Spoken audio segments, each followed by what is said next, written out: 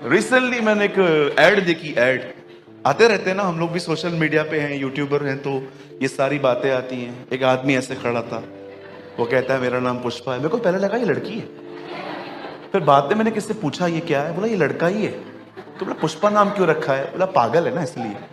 तो मैंने बोला हाँ, इनको देखने वाले भी पागल हैं। और फिर तो वो बंदा मुझे उसके डायलॉग्स भी बता रहा था, झुकेगा नहीं, अरे तेरे को झुकना पड़ेगा क्योंकि लिखा है हर घुटना झुकेगा।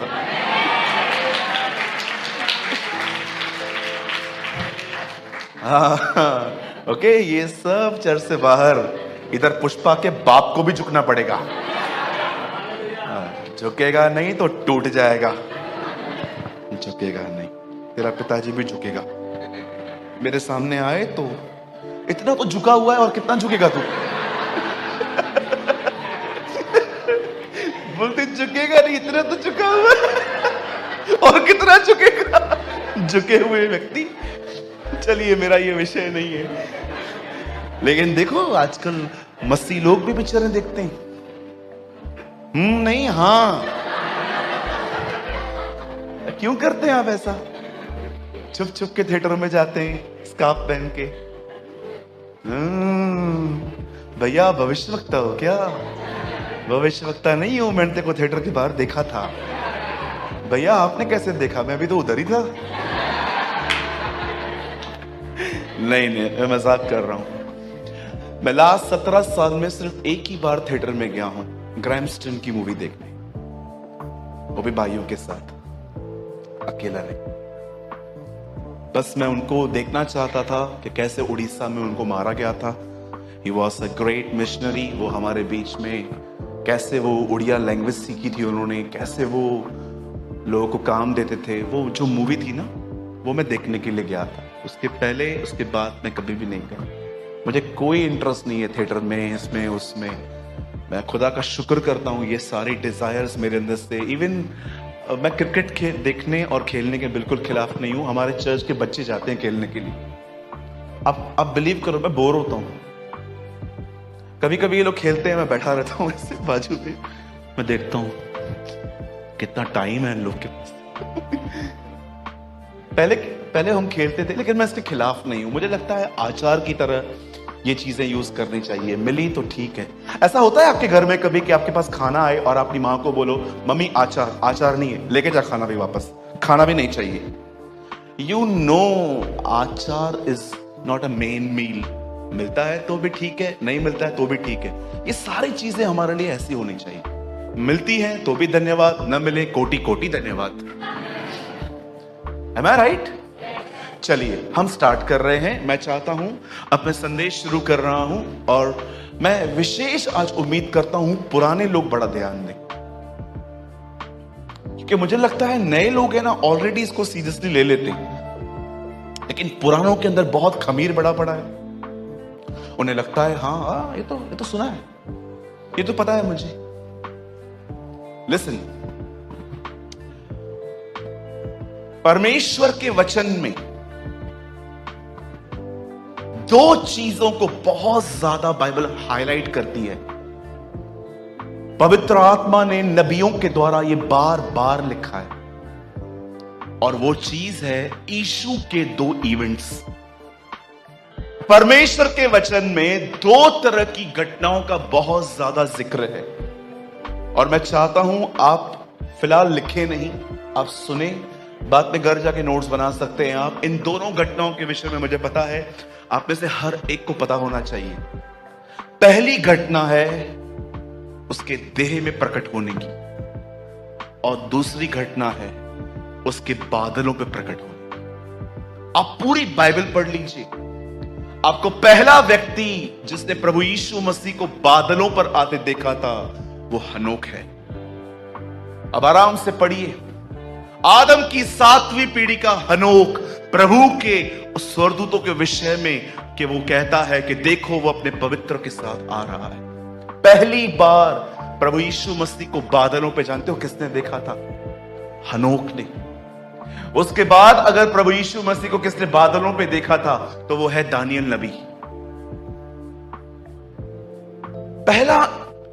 पहली बात जिस पे खुदा बड़ा जोर देता है वो है मेरे बेटे का देह में प्रकट होना।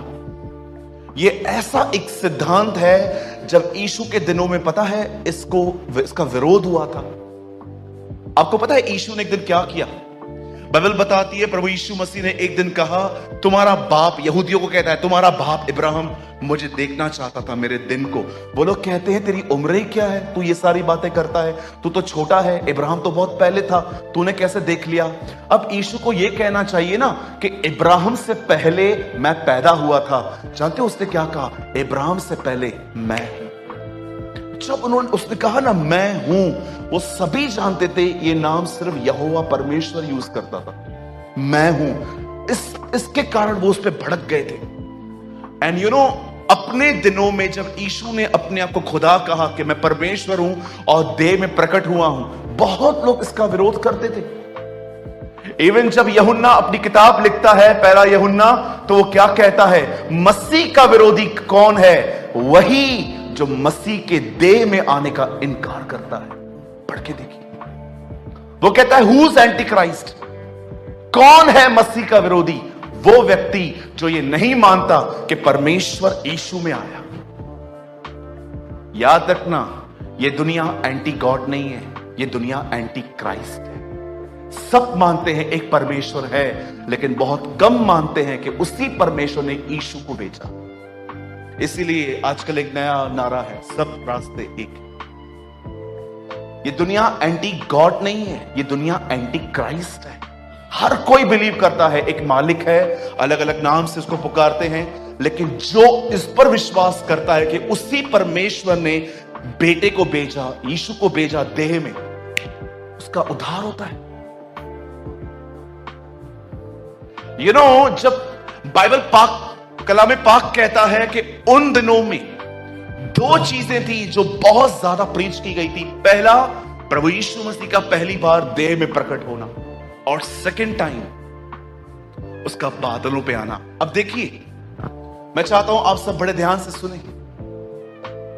जब यीशु देह में आया, जब परमेश्वर ने देह धारण की, तो आप में से कितने लोगों ने यह बात देखी?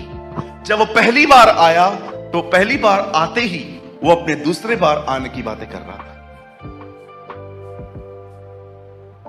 वो कई सारी चीजें बता रहा था दोबारा आने के लिए, कि मैं कैसे आऊंगा, कैसे लोगों को कलेक्ट करूंगा, कैसे मैं अपनी दुल्हन को तैयार करूंगा। सुनिए, प्रभु यीशु मसीह का पहली बार आना और उठाया जाना कंप्लीट हो चुका है। अब प्रभु बहुत जल्द बादलों पे आने वाला है।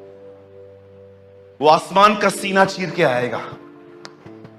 पर मैं आपको बताना चाहता हूं, आप में से हर व्यक्ति को यह पता होना चाहिए वो किस तरह के लोगों को ले जाएगा। क्योंकि मैं आपको बताना चाहता हूं, इस दुनिया में लोगों को एक सरप्राइज मिलने वाली है। एक ऐसी सरप्राइज उनको हैरान कर देगी और वो बिलीव नहीं कर पाएंगे कि ये मेरे साथ हुआ है। यू नो, कभी कभी किसी के साथ अनफेयर चीजें हो जाती हैं, बाद में पता चलता है कि ये मेरे साथ हुआ है। ये ऐसी घटनाएं होने वाली है। और जानते हो वो कौन सी घटना है जो लोगों को हैरान कर देगी और वो ये कहेंगे ये मेरे साथ हुआ है? जानते हो क्या होगी? एक दिन कुछ लोग अपनी नींद से उठेंगे और अपने विश्वासी भाई बहनों को कॉल करेंगे और उनका फोन कोई नहीं उठाएगा।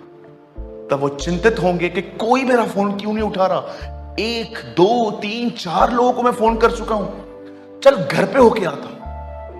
और कुछ लोग जब अपने विश्वासी भाई बहनों से घर मिलने के लिए जाएंगे, तो जानते हो उनके घरों में सिर्फ रोना होगा।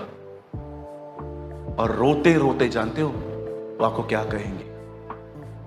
हम सुबह उठाने गए थे इसे, ये अपने कमरे में नहीं है, इससे जो कपड़े पहने थे वो कपड़े सिर्फ यहां पड़े। तब आपको पता चल जाएगा सब उठा लिए गए हैं, मैं रह चुका हूं। Not hallelujah. आप चाहते हो आपके साथ ऐसा हो,